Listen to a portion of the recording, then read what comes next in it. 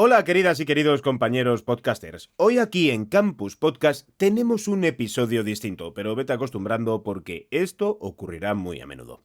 Me he juntado con mi amigo y compañero Jesús Matsuki, director de la ficción sonora Recursos Humanos, y he mantenido aquí mismo con él una conversación reposada, tranquila y sin tensiones, y es que se nota mucho que somos amigos. En esta primera parte de la entrevista he querido preguntarle acerca de cómo es preparar una ficción sonora desde el inicio y qué pasó después de ser nominados a los Ondas y que el premio a Mejor Actor recalase sobre Víctor Clavijo por su papel en esta ficción sonora, la de Recursos Humanos.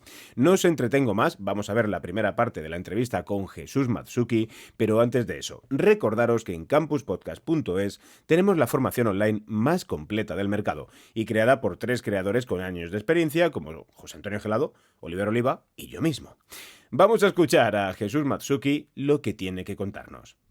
O sea, lo primero que sí que te quería preguntar era en relación a después de Recursos Humanos, de la ficción sonora que hiciste con Recursos Humanos, ¿qué sentiste? Porque es verdad que tú la escribiste, la desarrollaste, la dirigiste, se publicó, tuvo cierto grado de aceptación, por supuesto también luego hubo reconocimientos, pero ese es el trabajo que todo el mundo conoce. Pero ¿y después? ¿Dónde, la soledad del artista, dónde queda? A ver, realmente no hay soledad del todo porque al final Recursos Humanos, bueno, todo el mundo lo conoce, siempre es los Jesuses. Uh-huh. Entonces, en todo el proceso ha estado Jesús Agudíez, diseñador sonoro, más que socio, porque hemos hecho un pavo juntos, vamos a decirlo amigos sobre todo. Eh, Al escribir es verdad que estás solo, cuando tienes la idea, cuando sientes ese impulso creativo, como si fuera un artista, voy a decirlo, pero cuando sientes ese impulso de necesitas escribir y te sientas y haces un primer borrador, que además no me llevó, bueno, es que generalmente las historias, las 3 ficciones, no me llevaron mucho el primer borrador. Uh-huh. Me senté, lo escribí y tenía tiempo y yo qué sé, empezaría a las 6 de la tarde y a las 12 lo tendría. El borrador. El borrador, el primer borrador. Y decir, va, pues esto pinta bien. Y obviamente antes de enviárselo a Jesús Abudíez, que es el proceso que siempre he hecho, lo dejo respirar un poco y a los 2 días lo retomo y lo dejo respirar otros 3 días y lo vuelvo a retomar y hago unas primeras correcciones y le digo, mira, tengo algo. Se lo envío. Uh-huh. Me dijo, ¿esto es una marcianada? No lo va a entender nadie, pero puede quedar muy chulo. Además, como los dos pensamos en sonoro, yo escribo en sonoro, no hay mucha historia, yo qué sé. A mí han pasado guiones, gente, y los he leído y he dicho, o está en tu cabeza y no lo has reflejado en el guión, o aquí hay algo que no has escrito pensando en que es sonoro, en que esto tiene que ser sonoro. Uh-huh. A todos se nos cuela, ¿eh? Hay situaciones que puedes quitar y convertirlas en diseño sonoro y diálogos, menos diálogos explicativos, y obviamente yo no escribo con narrador, o no me han salido historias escribir con narrador. Entonces, pero en todo ese proceso siempre he estado. Luego en las revisiones, nuevas revisiones que hago con, me apoyó Alberto Quintana, un amigo, nos encerramos toda una tarde para recursos humanos pues para ver dudas, porque necesitaba contrastar y tal, y después se lo volvió a enviar a ¿qué te parece? Tal, bueno, sí, no, tal. Y claro, luego ya llegó la fase de producción, la fase de grabación. O sea, bueno, obviamente la producción es no solo dar con las voces, porque tú tienes una voz en la cabeza, pero tiene que materializarse en una persona, en un Uh-huh. actor, y luego es conseguir ese actor, que es lo complicado. Y todos y cada uno de ellos han sido complicados. La gente piensa que Víctor Clavijo fue el más difícil, y es verdad que con la repre pues fue largo, pues porque Víctor. Es burocrático. Es un Sí, trabajo pero burocrático. sobre todo porque Víctor lleva unos años en que afortunadamente para él no para de trabajar. Uh-huh. Y entonces conseguir los tiempos para que él viniera, él solo leyera primero, que aceptara y que luego viniera para poder grabar. Pero vamos, que luego el ensayo que hice con él online súper bien, las grabaciones súper bien, o sea, ningún problema, todo lo contrario. O sea, Víctor es un amor de persona. Pero luego también había que dar con el resto de voces. Claro. Pepe Capelán, yo tenía claro.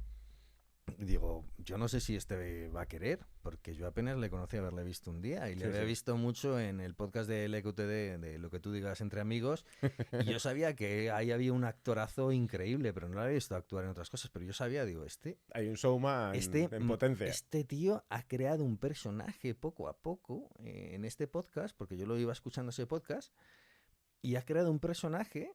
Y digo, este puede crear un personaje. Y tiene el tono y el timbre y la emocionalidad que. Pero claro, tenía que aceptar. Ujú. Y él vive en Galicia y tenía que venirse a Madrid a grabar. Y todo difícil, pero fue todo facilidades. Y luego el otro actor, Marcos. Es que vive en Barcelona. Y también fue a través de grupos de teatro, escuchando voces con actores de anteriores ficciones que me empezaron a pasar voces y Lauren, que es un tío muy majo, me dijo, mira, este te puede encajar, tiene una voz, un perfil y un timbre de voz y es un actorazo, le viste ya en una obra de teatro que me viniste a ver a mí y digo, no, es verdad, tal.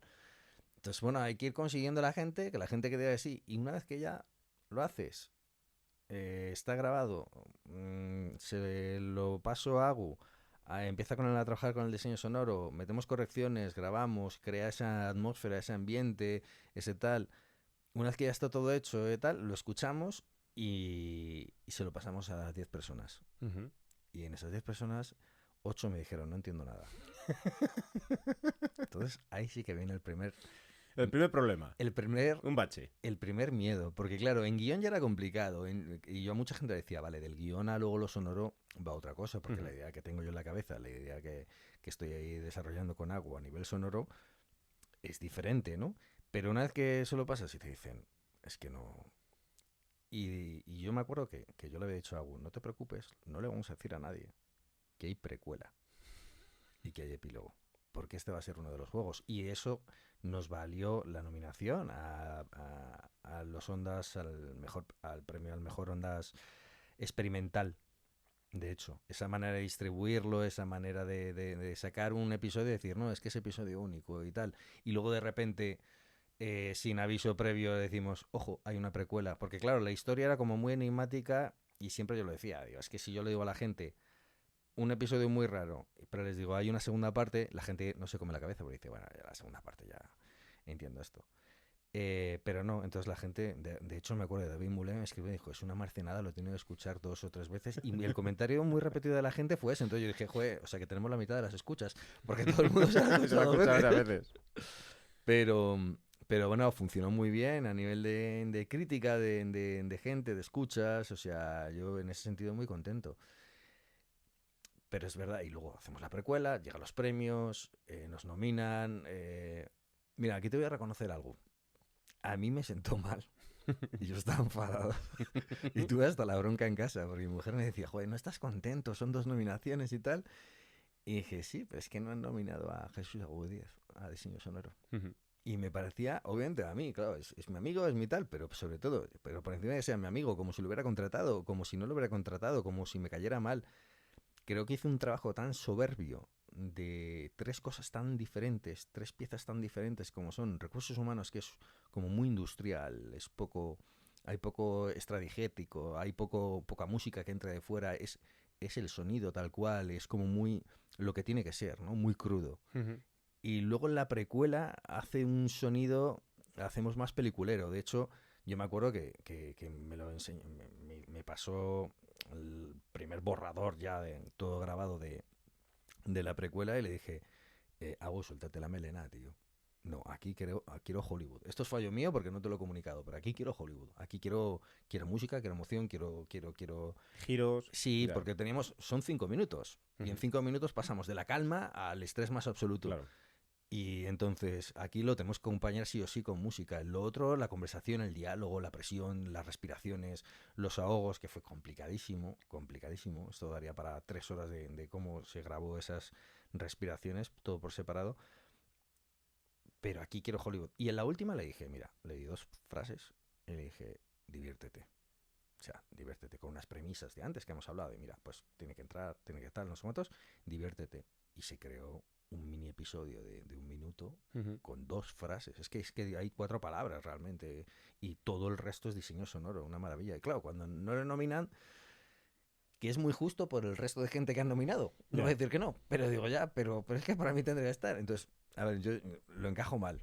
Y luego llegaron los Ondas y la recepción y tal, y que en principio, pues Víctor tuvo un problema familiar, que él ya comentó ahí, un problema, un serio problema desde luego, y no sabía si iba a ir o no, entonces yo nervioso porque aunque parezca mentira, yo odio hablar en público. Y bueno, lo disfrutamos, lo vimos y después dije, bueno, pues a ver qué hago. Fue un trago amargo Sí, en la recogida del premio. Fue un sí, trago amargo, muy sí, amargo, sí, posiblemente el premio sí. más amargo Sí. en los últimos años, pero no deja de ser un premio, la vida sigue, pero es un trago amargo, claro. A ver, yo alabo mucho a Víctor, no solo por lo generoso que ha sido con nosotros con esa ficción, sino también porque yo a lo mejor no hubiera ido a recoger el premio. Vamos, podemos decirlo ya, su padre falleció unos días antes, 2 días antes, y yo a lo mejor no hubiera ido, Ujú. directamente no hubiera ido. Entonces, pero él fue, él dijo por respeto a las personas que me han traído este premio, y porque la vida sigue, y porque él lo hubiera querido, y porque es el homenaje, el mejor homenaje que le puedo hacer a él allá donde esté. Y chapó, y hasta el último minuto yo no sabía si iba a venir o no. Entonces, y al final vino, y yo se lo agradecí un montón, y me pareció que él se merecía también ese aplauso, tanto él como su padre. No, además fue una ovación Bonita. bonita, fue una ovación bastante larga y por supuesto estaba emocionadísimo Víctor, como es obvio, pero también entra dentro de este mundo de la exposición pública, ¿no? El show Sí, must go on. sí. Hemos visto ya muchos deportistas, políticos o personas con cierta popularidad que incluso en el mismo día Sí. o previo momento o posterior momento a un fallecimiento o incluso todo lo contrario, un alumbramiento, ¿no? De que sus esposas a lo mejor dan a luz, porque es obvio que si la mujer es la artista, pues está en el paritorio, pero hemos visto de todo, ¿no? Es decir, pues está mi mujer dando a luz, o Y acaba sobre de dar mi todo, mujer a luz, estoy aquí, me es voy el hecho de ahora. pensar, tengo que estar, no tengo que estar, la presión interna Claro, que te y pones éticamente, ¿no? También. de tengo que ir, y la gente luego está el que te critica porque vas y el que te Bueno, critica porque ya, no vas. bueno, Pero la gente va a criticar siempre, haga lo el que caso haga, es da que igual. Víctor fue. Y al Claro. final pudimos disfrutarlo, él se fue contento. Y la parte de no recibir ese reconocimiento hacia Gudiev es posiblemente a lo mejor un error nuestro como creadores independientes que somos de marketing, es decir, nos falta marketing, nos falta mercadotecnia, Pues, nos vendemos mal. a ver, yo creo que nos vendemos muy mal. Yo personalmente me vendo fatal. Yo soy horrible para vender. Nunca he tenido esa vena comercial. Soy capaz de regalar los productos antes que venderlos. Y soy muy malo. Intento aprender con el paso del tiempo. De hecho, yo sabía que después, respondiendo a tu pregunta inicial, después de los Ondas y después de Recursos Humanos, ¿qué venía después? ¿Y qué viene después? ¿Qué viene después? Pues que tenía una ficción que entre las nominaciones, de hecho, y los premios, básicamente fue cuando dije voy a empezar a recuperar una ficción que tenía atascada tiempo atrás y una idea que estaba ahí, y voy a ver si le doy vueltas, muy complicada, muy compleja, una serie muy difícil de hacer y de escribir y de conceptualizar. Y cuando acabaron dije, bueno, pues dedicar el tiempo a esto. Dedicar el tiempo a esto también y a saber cómo moverlo, cómo hacer para venderlo, para poder hacerlo, porque las otras ficciones fueron autofinanciadas, pero un proyecto de esa envergadura ya no lo podía Ujú. hacer por mi cuenta. Bueno, sí, podría vender la casa, pero básicamente no. Entonces me metí ahí a saco. Yo lo que le decía a Agu, aquí en el fondo hoy en día se nos pide que seamos todo. Ujú. Los que venimos de la radio estamos acostumbrados a hacer el paquete, entregarlo Claro. y hasta luego. Ujú. Y no te preocupas ni de la previa ni del después. Tú hacías tu cosa, hacías tu Y ya está. apartado dentro de tu equipo, Hay un dentro de tu programa, engranaje, claro. y tú no te dedicas a la promoción, no te dedicas tal. Pero claro, ahora tienes que estar vendiéndote a ti mismo, vendiendo tu producto, controlando el después, la siguiente fase, la siguiente parte. Y es lo más feo, sobre todo porque te quita tiempo Creativo. creativo. Y aunque dices, no, pero mira, fíjate, tienes 3 horas al día, hay 4 para tal, pero claro, las ideas y las ganas creativas no es, bueno, pues ahora me siento y Claro. me pongo a rellenar un Excel, con perdón de la gente que rellena un Excel. Lo siento, el que inventó el Excel arderá en el infierno. Entonces necesitas que el cerebro esté un poco más oxigenado. Una cierta disciplina creativa es verdad que viene bien. O sea, creo que a Pero larga... no es un trabajo técnico. Me Exactamente. pongo de 1 a 2, ¿no? Sí, sí, sí, sí, sí. Eso no O sea, existe. ahí está. O sea, creo que fue Vargas Llosa el que decía que se tenía que poner todos los días para generar el hábito y que antes o después te saliera algo. Aunque Te escribía, convertís en algo técnico. sí, se convertía, no sé, yo decía que escribía 4 o 5 horas al día y luego a lo mejor no valía absolutamente nada. Ujú. Pero, pum, pum, pum. Y es verdad, y que luego te llega la inspiración a las 5 de la mañana, pues te despiertas y escribes. Ya. O a las 6, pues te despiertas un café y escribes, lo que tú quieras. Pero es verdad que necesitas, y claro, ponerte la parte de voy a hablar con esta persona, voy a intentar venderle este proyecto, voy a tal, tal. No. Es verdad que luego, yo qué sé. Y em, facturas, y cobros, y contrataciones, y y meterte en temas de burocracias, y todo, en todo. temas de propiedad intelectual, Claro. en temas de... Hace poco creo que fue a Margot que escribía en su newsletter, Margot Marín, del recuento, Sí. que tuvo un problema con el tema de derechos de autor y fíjate que ella es la primera que está informada y comentaba, etcétera, etcétera, y decías, madre mía, yo lo que aprendí, yo registro mis obras en Secretive por, por tu newsletter que lo vi y dije, anda, qué maravilla, y así puedo... Y me quito un marrón. Me quito un problema de encima porque ir al registro es un rollo, es burocrático, es lento, te tarda mucho tiempo. Y digo, lo voy subiendo todas mis obras, cualquier cosa, desde un relato corto a una foto, a Todo, una todo, novela, claro. todo va ahí. Entonces, en ese sentido, ahí me quita una parte. Pero claro, luego entras en, si haces una ficción, está el tema de, claro, aquí está la cosa. Ahora las plataformas y las pocas personas que pueden pagar una, o te quieren pagar una ficción sonora, es porque creen que va a tener una segunda vida. Ujú. Porque es verdad que la ficción sonora es el podcast menos rentable. A primera vista es el menos rentable del resto. Y el más caro.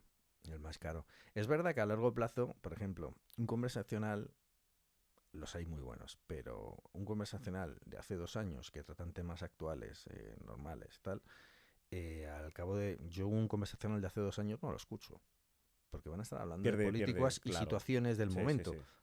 Por muy Ah, evergreen que sea, pierde potencial. oye, ¿que es un conversacional sobre historia? Pues entonces sí.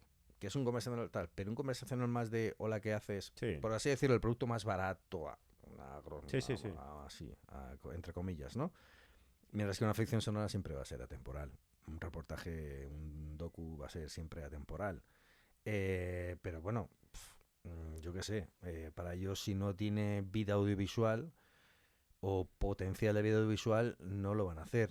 Además hay pocas plataformas que las quieran financiar. Y estás intuyendo, como ya ha habido, es verdad que la intuición, ya ha habido una persona que lo dijo hace unos pocos meses, yo lo tengo súper claro desde hace ya mucho tiempo, que el podcast y las ficciones sonoras del podcast somos la gaseosa de la televisión, ¿no?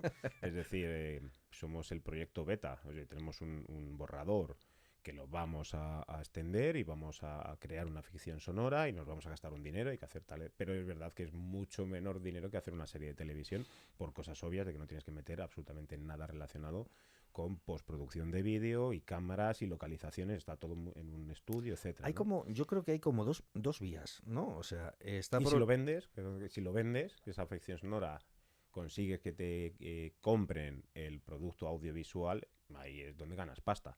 El director, el productor, ¿no? Porque hemos hecho esto, ha funcionado y ahora lo pasamos a televisión y ahí ya los números Los números cuadran. los cuadran, Ahí pueden empezar a cuadrar. Ahí claro. pueden empezar a cuadrar. A ver, luego, claro, para hacer eso, también a la hora de vender la ficción sonora, tienes que asesorarte de un abogado especialista en temas de propiedad intelectual.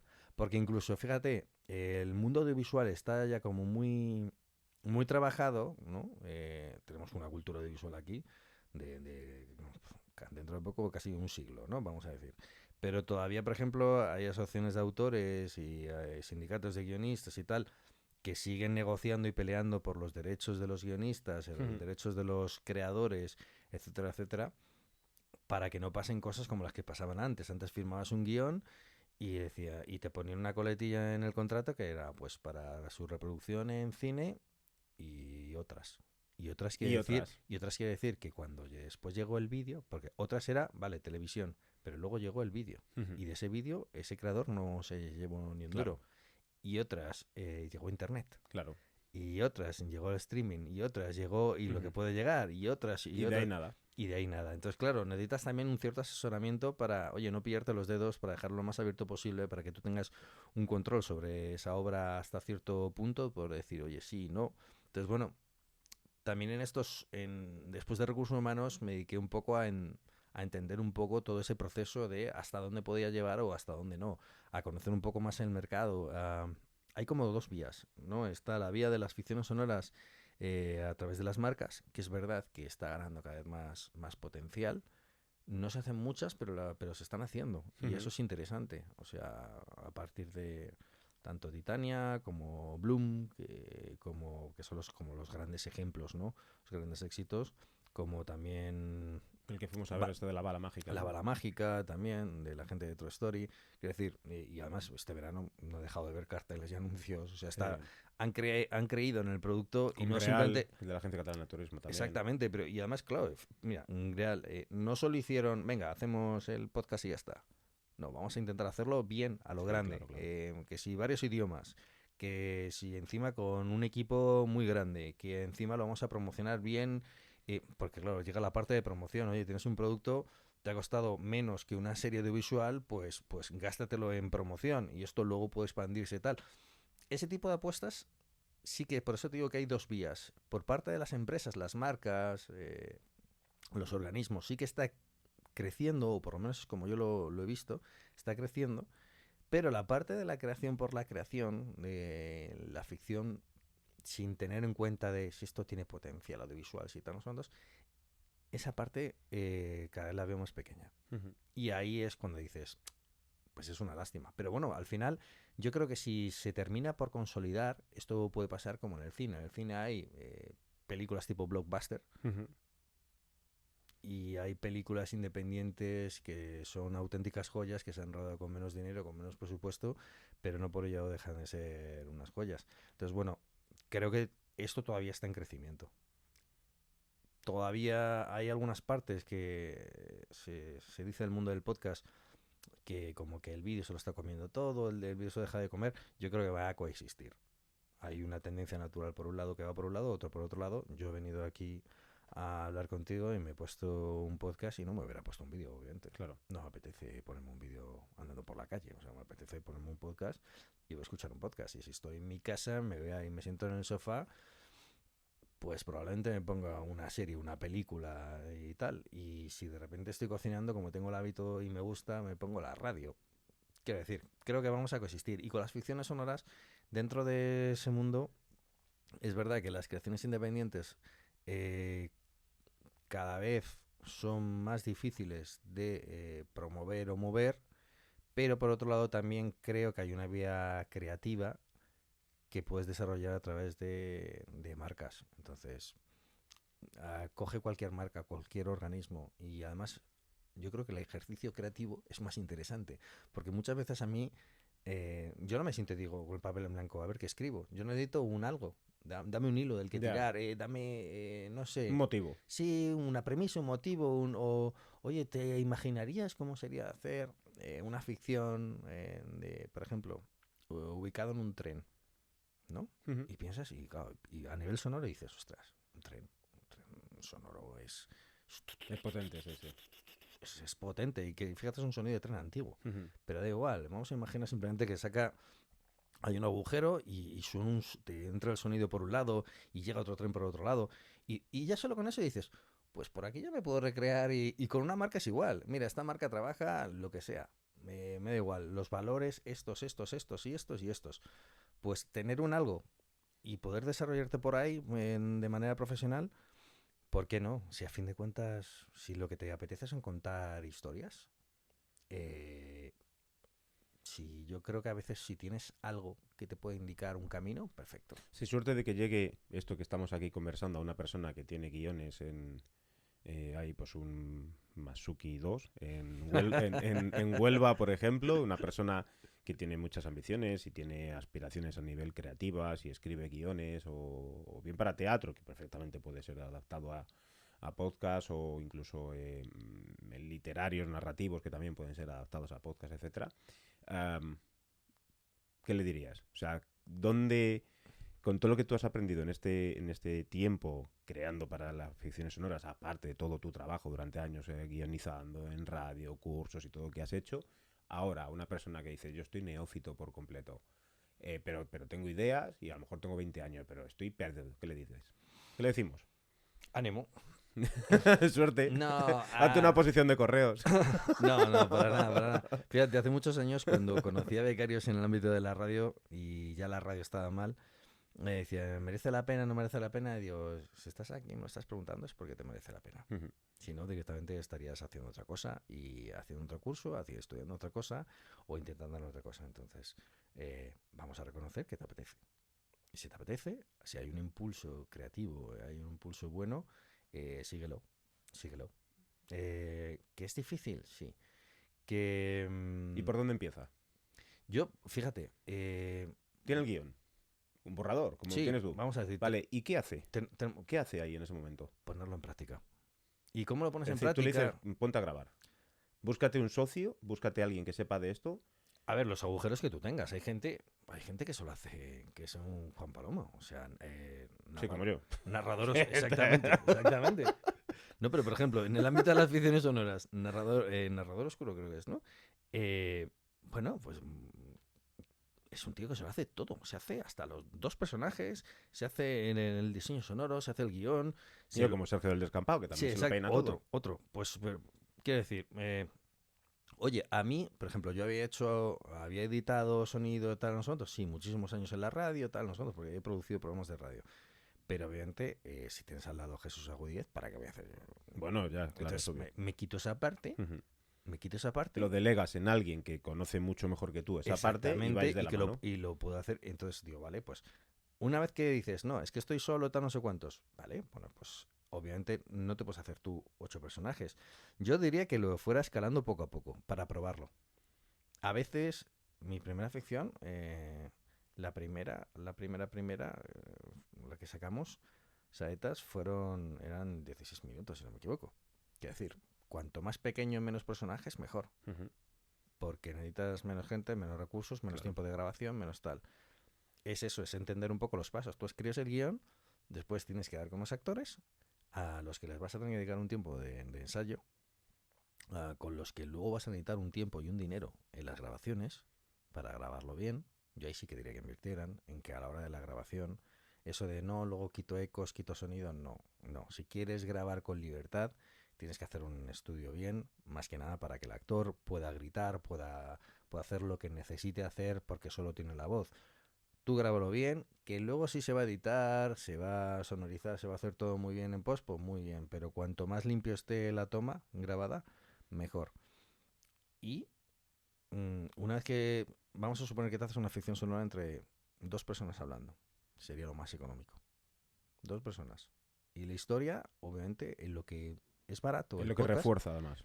además es que lo que es barato en el podcast es que yo me puedo hacer una escena de un tren, me puedo hacer una escena de un helicóptero, puedo imaginármela y puedo ser creativo Sí. y puedo ser libre escribiendo eso, mientras que en una ficción audiovisual Requieres estrellar un sí, helicóptero. el 90% de los guionistas que está escribiendo esto está diciendo, esto no me lo van a No comprar. me lo van a probar. Vamos a El cambiar. productor ejecutivo me va No, a decir exactamente, que de dónde claro, voy. que dónde alquile, que Cambia- 4 Lamborghinis tengo que alquilar. Exactamente, no, cambia Lamborghini por Renault Clio Sí, claro, y, claro. y ya, si eso a lo mejor Claro. cambia este barrio por este otro y tal. Entonces, ahí sí, permítetelo y prueba y juega. Y si, es más, casi lo mejor sería, haces una cosa breve de 5 minutos y lo grabas y tal, y después ya con dos personas y así lo pruebas, porque además así es una manera de probar guión y darte cuenta de los errores. ¿Y tú has hecho el trabajo de adaptación?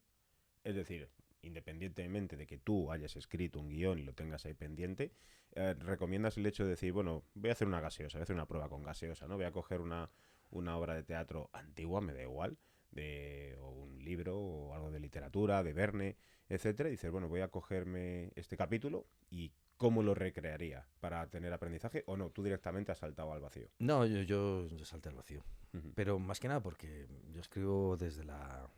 O sea, las ficciones que he escrito, como sabía que directamente no iba ni a buscar financiación, aunque lo intenté, pero vi que los episódicos sueltos, autoconclusivos, no era un perfil que le interesaba a las plataformas.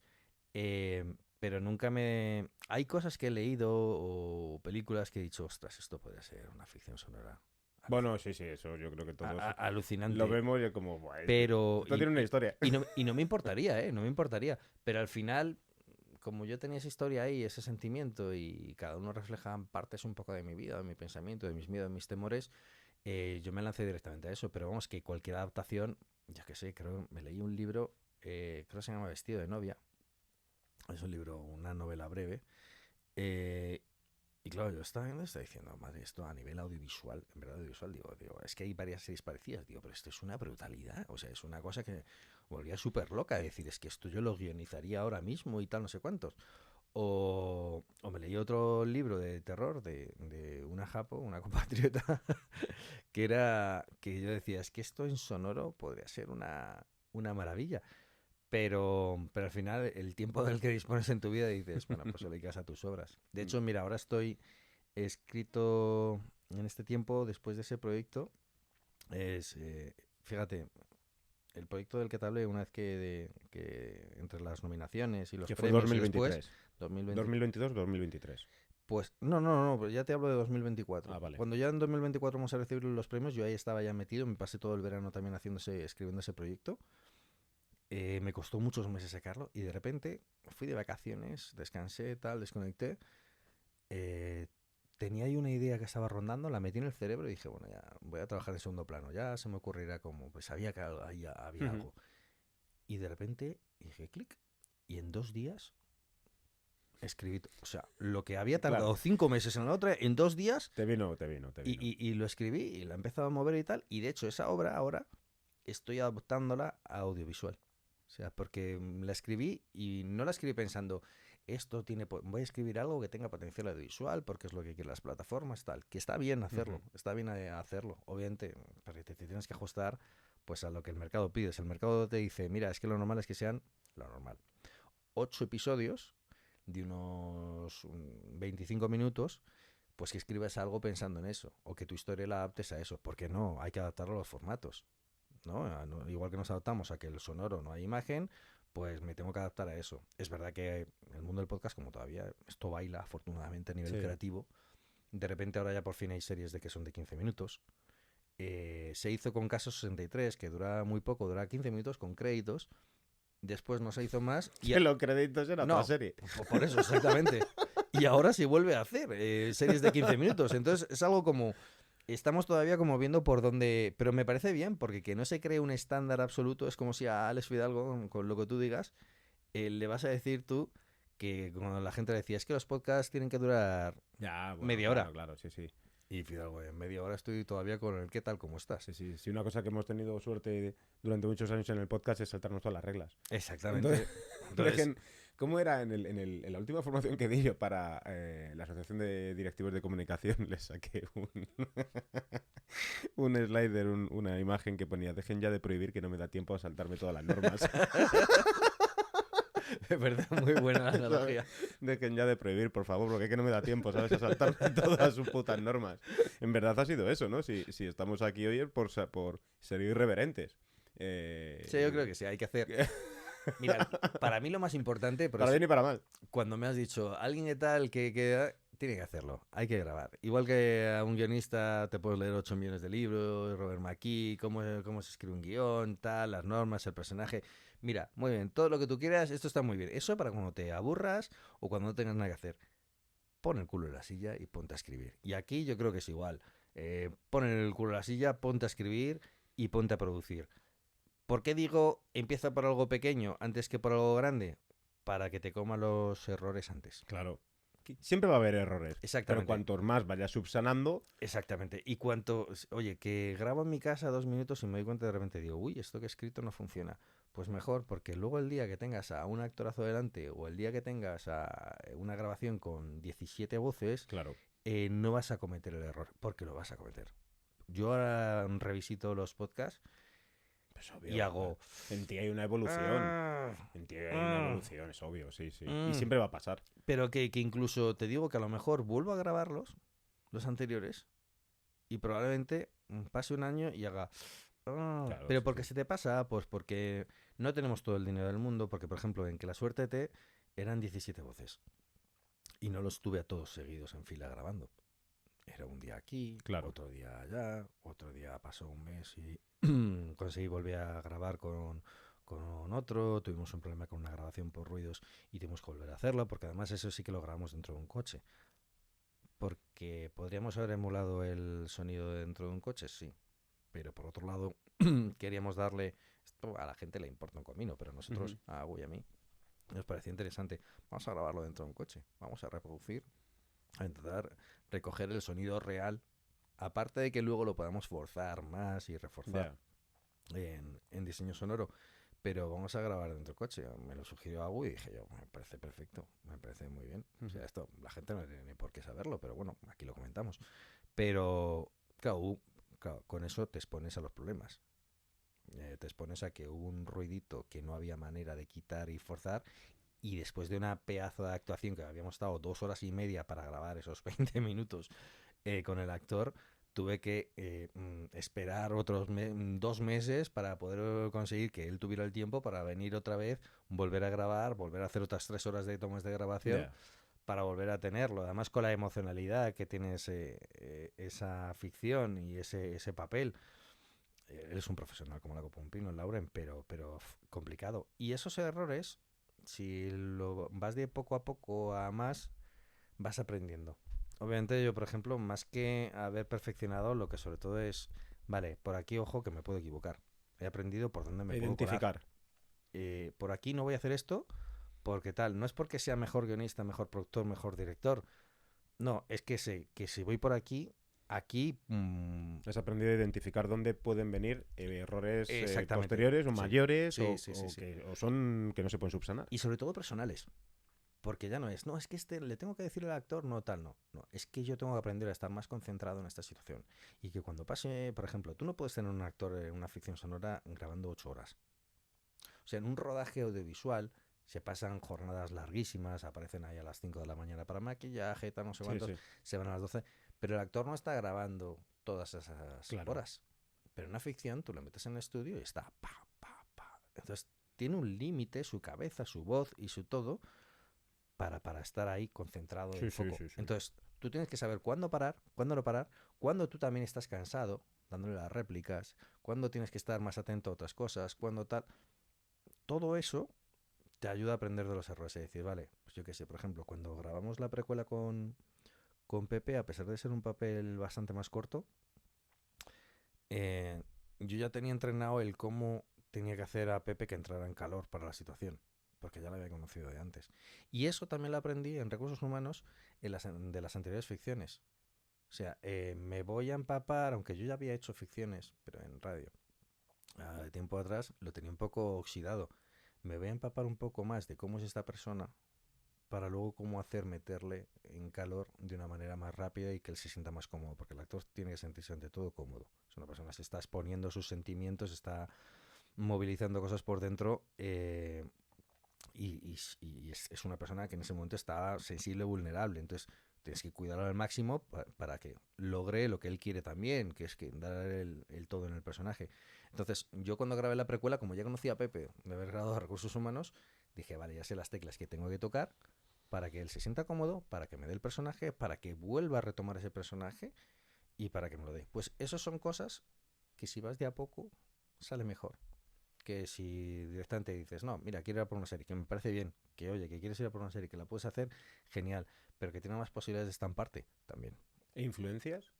¿De dónde has recogido influencias? Es decir, ¿el podcast te ha influido más o ha sido el cine, el teatro, la literatura? Porque el podcast dentro de las ficciones sonoras en El español, que no teatro, sé si has escuchado a lo mejor ficciones sonoras extranjeras, pero sí.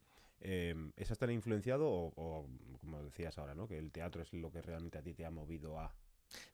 Yo escucho cosas fuera, creo que el cine me marca mucho. A ti te gusta mucho el cine. Sí, a mí me marca mucho. Yo estudié comunicación visual y en principio iba a ir por esa rama, aunque luego termine en audio. Pero el cine, Hitchcock, Spielberg, sobre todo Hitchcock en cuanto a la tensión y Spielberg en cuanto a la emoción, genera emociones. A mí siempre, de todas sus películas, yo las he disfrutado como un enano, más que analizarlas. Algunas sí, me tocaba analizarlas en la universidad y me gustaba. Pero el cine por ahí mucho. Y el teatro. El teatro, fíjate, en el instituto, y el teatro está casi más pegado a la ficción sonora que el cine, están ahí Sí, a la sí. par, ¿no? Un poco. Ujú. Obviamente cada uno tiene sus cosas. Pero en la ficción sonora hay más palabras que en el cine. Y eso te deja más cerca del teatro. Y en la ficción sonora también al mismo tiempo hay más música de la que te puedes escuchar en el teatro y más sonido. Entonces está ahí como... Ya, basculando entre ambos Eh, mundos. sí, entre ambos Dentro mundos. de lo sonoro, Sí, obvio. y es un mundo aparte, pero está... Entonces, yo por ejemplo en el instituto leía mucho... empezamos con libros de Antonio Buero Vallejo. El ardiente oscuridad es una obra que recomiendo, una obra de teatro breve. Y además es un autor que por aquel entonces estaba vivo. Y fue empezar a leer eso, y que yo no había leído mucho teatro antes, y dije, ostras, qué maravilla. Pero claro, estás recreando en la cabeza. Y con los diálogos y tal. Y empezamos a leer más, el Tragaluz, y luego empiezas con Lorca, y empiezas a leer más teatro, más teatro, más teatro. Y creo que en el fondo, cuando ya estoy en una radio donde doy con una actriz de radio de las primigenias de actrices de radionovelas, que era una maravilla, Marlene Domènech, de hecho, premio Onda, la primera actriz premio Ondas, y eso de que no estaba en la SER, y la premiaron. Claro, tener a esa persona ahí, dije, yo tengo que escribir algo, porque tengo aquí, no sé, es como, no sé, tienes a un porterazo y está en una portería y dices, ¿cómo no lo voy a disparar? No, disparar un balón, sí, ¿no? sí. No. Pero no, ¿cómo no voy a probar suerte, no? Está aquí, aunque no me gusta el fútbol, voy a probar. Obviamente a mí sí me gusta la ficción, digo, pero tengo que probar. Entonces empecé a escribir algunas cosas y oye, ahí vas probando, vas viendo, vas tal. Y ahí también me volví a dar cuenta una vez más, de que está muy influenciado por el teatro. Porque la ficción para mí la ficción sonora recoge mucho de ese teatro, recoge mucho obviamente del cine y lo combina muy bien, pero tiene que haber mucha palabra, y en el guión sobre todo hay mucha palabra. Es verdad que yo, por ejemplo, a mí cuando me preguntan, ¿cómo escribes tú los guiones? Tal, ¿utilizas el guión de cine? ¿Utilizas el tal, no sé cuántos? Mira, aquí cada uno hace lo que puede. Pero él recomendaba, por ejemplo, le escuché en una entrevista, él utilizó una plantilla que había en la web de la BBC, de recursos. Hay varias, sí. Y bueno, si a él le viene bien, es como los guiones audiovisuales, tiene que doble espacial. Claro.